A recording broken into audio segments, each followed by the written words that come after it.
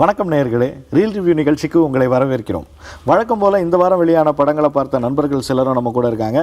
இந்த வாரம் 3 பெரிய படங்கள் ரிலீஸ் ஆகிருக்கு. 3மே ஆர்டிஸ்ட் வேல்யூ உள்ள படங்கள் தான். சேர்ந்து அந்த படத்தை பற்றி ஒரு அறிமுகம். விக்ரம், 3 படம் சொன்னீங்க. அதில் முக்கியமாக பார்க்கப்படுறது சகலகலாவல்லவன் படத்தை பற்றி சொல்லலாம். ஏன் அப்படின்னா அதில் முன்னணி நடிகர்களும் நடிகைகளும் இருக்காங்க. ஜெயம் ரவி, சூரி, அஞ்சலி, த்ரிஷா அப்படின்னு சொல்லிட்டு அது மட்டும் இல்லை, விவேக் நடிச்சிருக்காரு ஒரு முக்கியமான ரோலில். ஸோ இப்படி ஒரு நட்சத்திர பட்டாளத்தோடு உருவாயிருக்கு சகலகலாவல்லவன் படம். அது ஒரு கமர்ஷியல் வேல்யூவோடு அது உருவாயிருக்கு. அதுக்கு அடுத்ததான் ஆரஞ்சு மிட்டாய் படம். இந்த படத்தை விஜய் சேதுபதி நடித்தது மட்டும் இல்லாமல் அந்த படத்துக்கு வசனம் எழுதியிருக்காரு, அந்த படத்தை தயாரிச்சிருக்கிறாரு. பிஜு விஸ்வநாத் அப்படின்றவர் இந்த படத்தை இயக்கியிருக்காரு. ஏஎல் விஜய் இயக்கியிருக்கக்கூடிய இது என்ன மாயம் அப்படின்ற படம் வந்திருக்கு. இதில் விக்ரம் பிரபு ஹீரோவாக நடிச்சிருக்காரு. விக்ரம், சரி, இப்போ இந்த படத்துடைய கதை, படம் எப்படி இருக்குது அப்படின்றதெல்லாம் பேசிடலாமா? கண்டிப்பாக சார். இப்போ இந்த ஆரஞ்சு மிட்டாய் படம் எடுத்துக்கிட்டிங்கன்னு வச்சுக்கோங்களேன். தன்னுடைய மரணத்தை தெரிஞ்சுக்கிட்ட ஒரு பெரியவர் தனிமையாக ஒரு கிராமத்தில் வாழ்ந்துக்கிட்டு இருக்காரு. அந்த இருக்கக்கூடிய நாட்களில் தான் நினச்சபடி வாழ்ந்துட்டு போகலாம் அப்படிங்கிறது அவரோட எண்ணம். இவர் போர் அடிச்சிச்சுன்னா மாதம் ஒரு முறை ஆம்புலன்ஸை வர வச்சு ஹாஸ்பிட்டலுக்கு போயிட்டு வரதை வழக்கமாக வச்சுருக்காரு.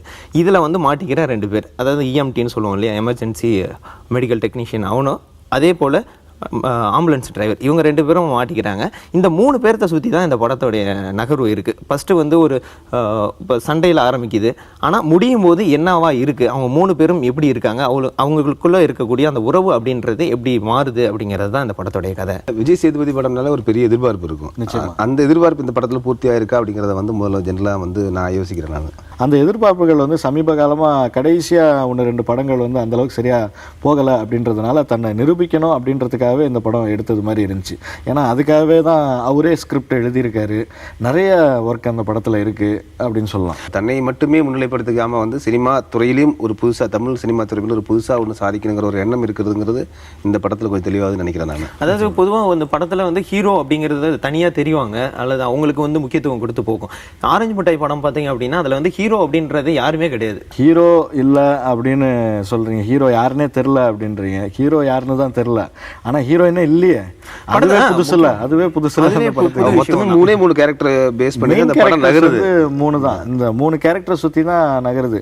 இது ஆக்சுவலாக என்னை பொறுத்தவரைக்கும் கதை சொல்கிற படம் கிடையாது. கதை அப்படின்லாம் இதில் நம்ம தேட சம்பவத்தையும் சொல்லல, ஒரு நிகழ்வையும் சொல்லல, எதுவும் ஒரு லைஃப்ல ஆன்கோயிங் சப்ஜெக்ட்ல ஒரு போர்ஷனை எடுத்து கொடுத்துருக்காங்க. அதான் ஒரு டிராவல், அந்த டிராவலுக்குள்ள ஒரு சின்ன ஒரு உணர்வை சொல்லியிருக்காங்க. அதாவது அப்பா மகன் அப்படின்றத எடுத்துக்கலாம். நம்ம அந்த ஒரு குறிப்பிட்ட கட்டத்தில் அப்பாவோட சண்டை போடுவோம், அது எதுக்குன்னே தெரியாத இருக்கும். அப்பாவும் நம்மளோட சண்டை போட்டுக்கிட்டு இருப்பாங்க.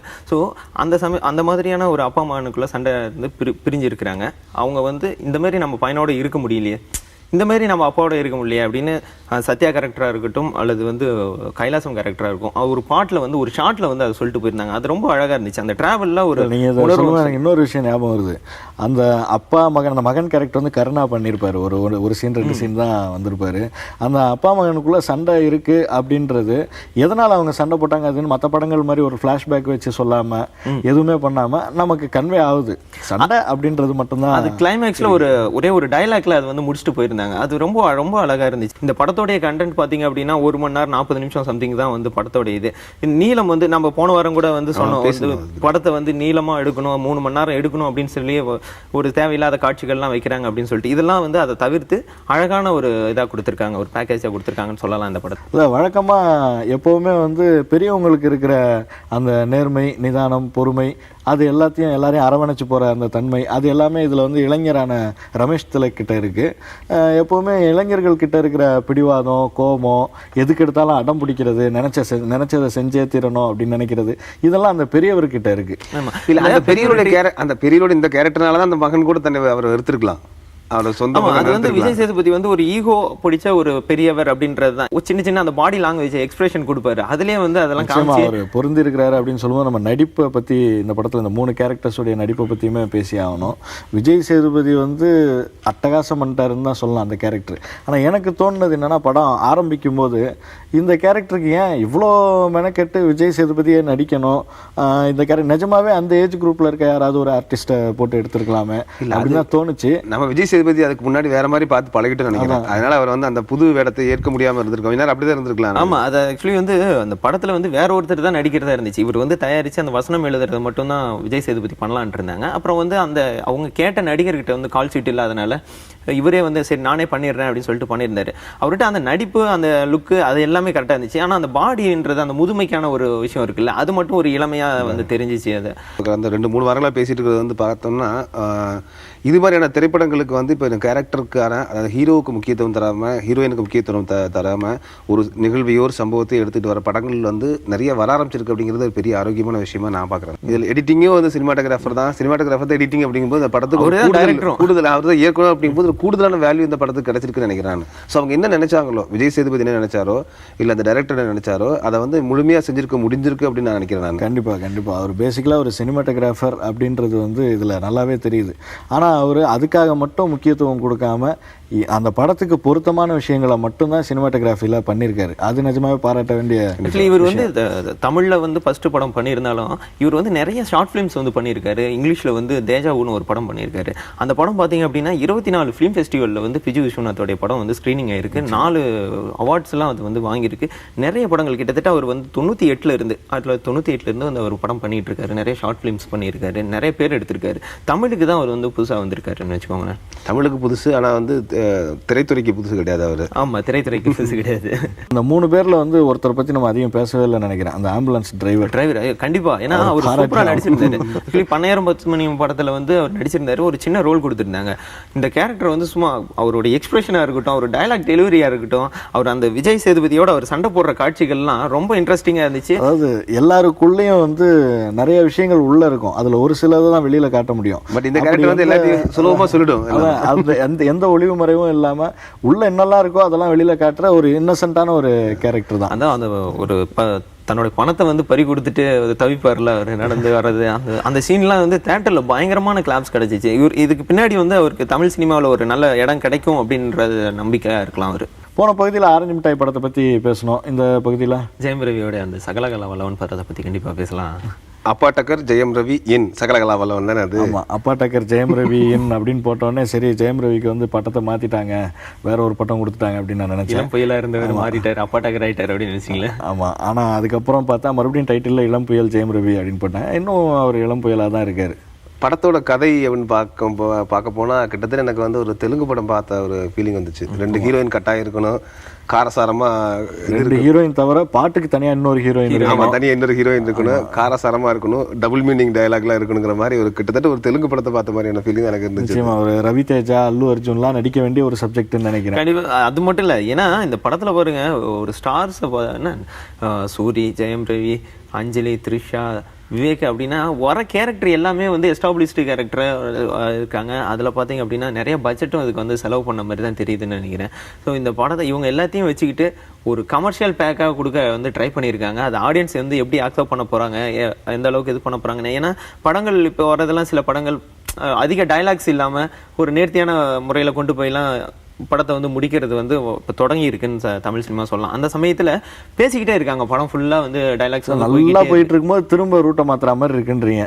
ஆமாம், பல தடவை வந்து 6 மாதத்திற்கு முன், 2 வருடங்களுக்கு முன், 2 வருடங்களுக்கு பின், 29 நாட்கள் போட்டுலாம் வந்து போய் வந்து நம்மளை கிட்டத்தட்ட அலக்கழிக்கிறாங்க படத்துல.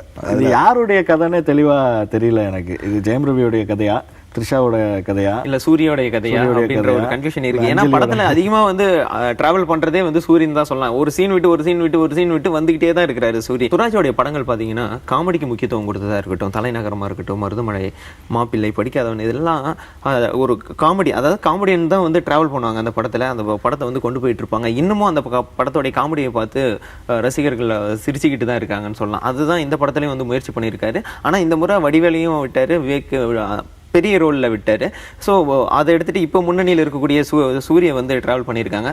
ஆனால் விவேக்கும் வடிவேலும் பண்ணின விஷயத்த இவர் பண்ணாமல் புதுசாக ட்ரை பண்ணுறேன்னு அவருடைய ஸ்டைலில் வந்து பண்ணியிருக்காங்க. ஆனால் ட்ரை பண்ணியிருக்காருன்னு தான் சொல்லலாம், அவங்க அளவுக்கு கொடுக்க முடியல அப்படிங்கிறது. சொல்லணும்னா சுராஜ் படம் நம்பித்தான் போனோம், அதுதான் உண்மை.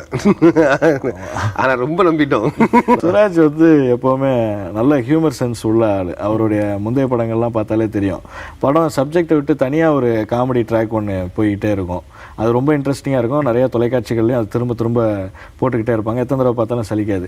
இந்த படத்தில் என்ன நடந்திருக்கு அப்படின்னு நான் நினைக்கிறேன் அப்படின்னா, அந்த மாதிரி அவருடைய காமெடி ட்ராக்கெல்லாம் சேர்த்து ஒரு படமாக எடுத்திருக்காரோ அப்படின்னு தான் தோணுது. ஏன்னா எதுவுமே எந்த ட்ராக்கும் எந்த ட்ராக்கோடையும் ஒட்டவே இல்லை. சீன்ஸாக பார்த்தா நல்லா இருக்கு, காமெடியாக தான் இருக்கு. உண்மைதான் விக்ரம். பட் நான் என்ன பார்க்குறேன்னா, இதில் காமெடின்னு கூட சொல்ல மாட்டேன், அங்கங்கே ஜோக் அடிச்சிருக்காங்க, அவ்வளோதான். யாரோ ஒரு ஸ்டேஜில் வந்துட்டு அப்பப்போ வர்றாங்க, ஜோக் அடிச்சுட்டு போயிடுறாங்க, நம்ம சிரிக்கிறோம், மீதி நேரத்தில் டயர்டாகி வந்துடுறோம்.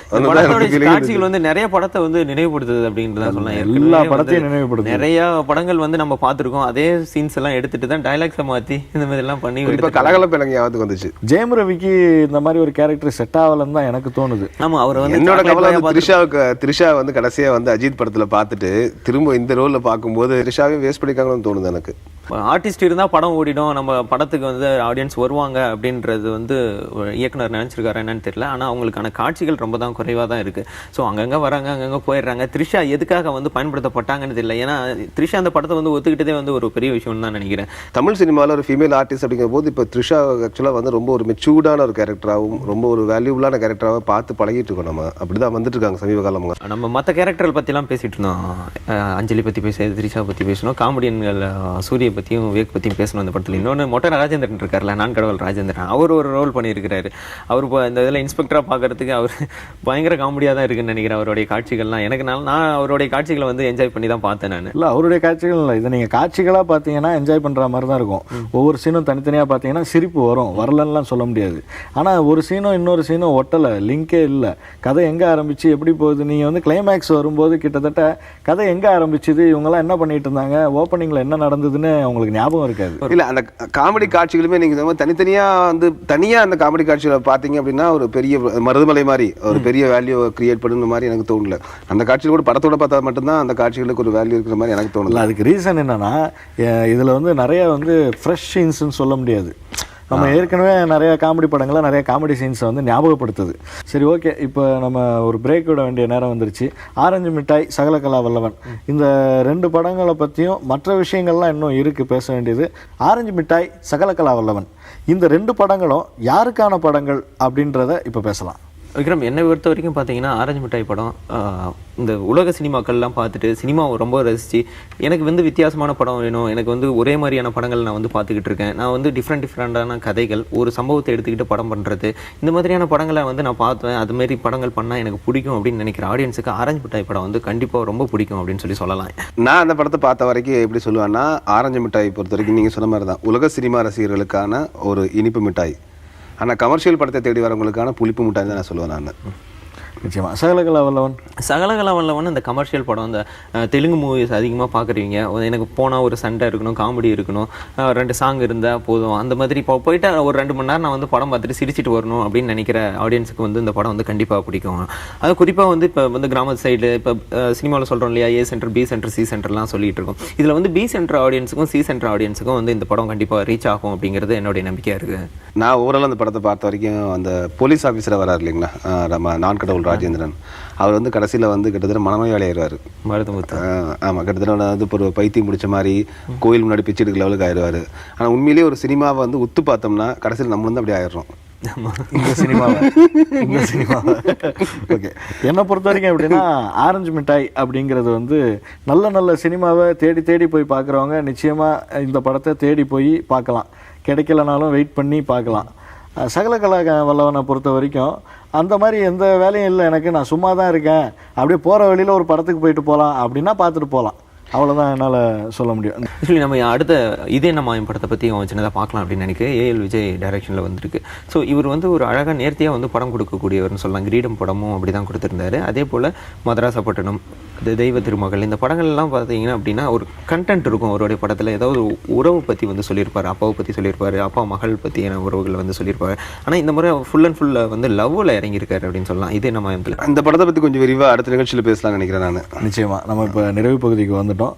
நம்ம அடுத்த நிகழ்ச்சியில் இந்த படத்தை பற்றி, அடுத்த வாரம் வரக்கூடிய படங்களை பற்றி பேசலாம். கண்டிப்பாக நேயர்களே, ரீல் ரிவ்யூ நிகழ்ச்சியில் மீண்டும் அடுத்த வாரம் சந்திக்கலாம். நன்றி. கடந்த வாரம் கேட்கப்பட்ட கேள்விக்கு சரியான பதிலளித்த 5 சென்னை நேயர்கள்: கவிதா சரவணன் கிண்டி, சரவணன் தியாகராஜன் கிண்டி, முகமது அசாருதீன் ராயப்பேட்டை, மனு சூளைமேடு, சரவணன் நன்மங்கலம். இந்த வாரத்திற்கான கேள்வி: ஆரஞ்சு மிட்டாய் திரைப்படத்தின் இயக்குனர் பெயர் என்ன? சரியான விடையை rr@newgenmedia.in என்ற மின்னஞ்சல் முகவரிக்கு அனுப்பி வைக்கலாம். சரியான விடை எழுதும் 5 நேயர்கள் தேர்ந்தெடுக்கப்பட்டு ஐநாக்ஸ் தியேட்டர்ஸ் வழங்கும் சினிமா டிக்கெட்டுகள் தலா 1 அனுப்பி வைக்கப்படும். இந்த போட்டி சென்னை நேயர்களுக்கு மட்டுமே.